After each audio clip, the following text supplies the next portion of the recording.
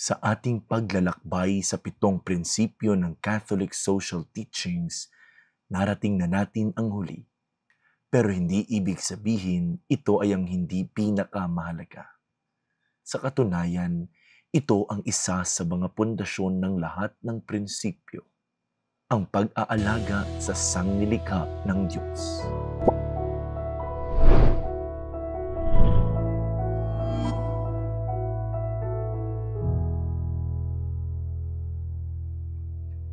Sa simula pa lang ng Biblia, malinaw ang utos ng Diyos sa atin.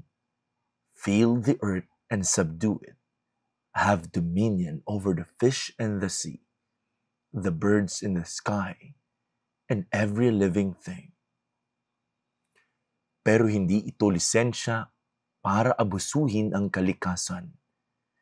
Dominion is not domination. It is responsible stewardship.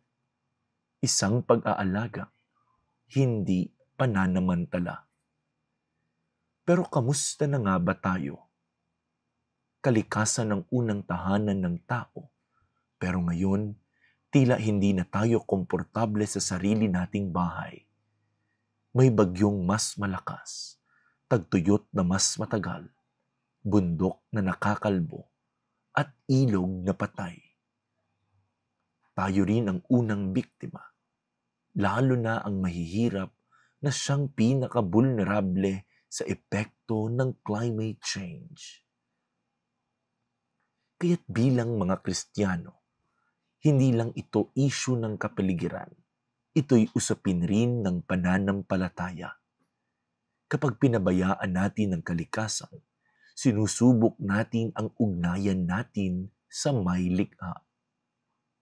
Ayon kay Pope Francis sa kanyang encyclical letter na Laudato Si, the earth, our home, is beginning to look more and more like an immense pile of filth.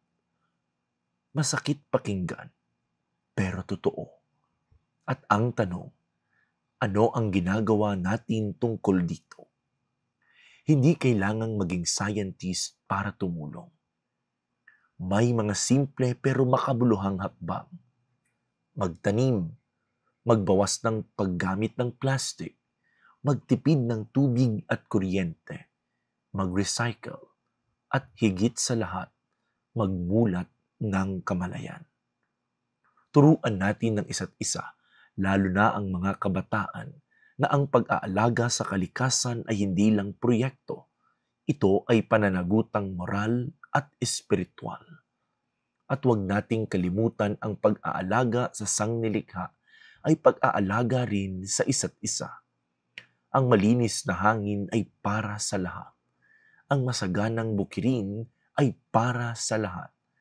Walang exempted sa epekto ng pagkasira ng mundo. Kaya dapat walang exempted sa pag-aalaga nito. Mga kapatid, matapos nating talakayin ang 7 prinsipyo ng Catholic Social Teachings, unawain natin, hindi ito 7 magkakahiwalay na aral. Isa itong iisang hamon, ang magmahal.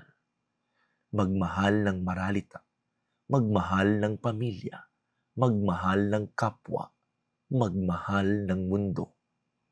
Sa huli, kung tunay tayong naniniwala na ang Diyos ang lumikha ng lahat at tayong lahat ay magkakapatid, paano tayo hindi mag-aalaga sa isa't isa at sa lahat ng kanyang nilikha?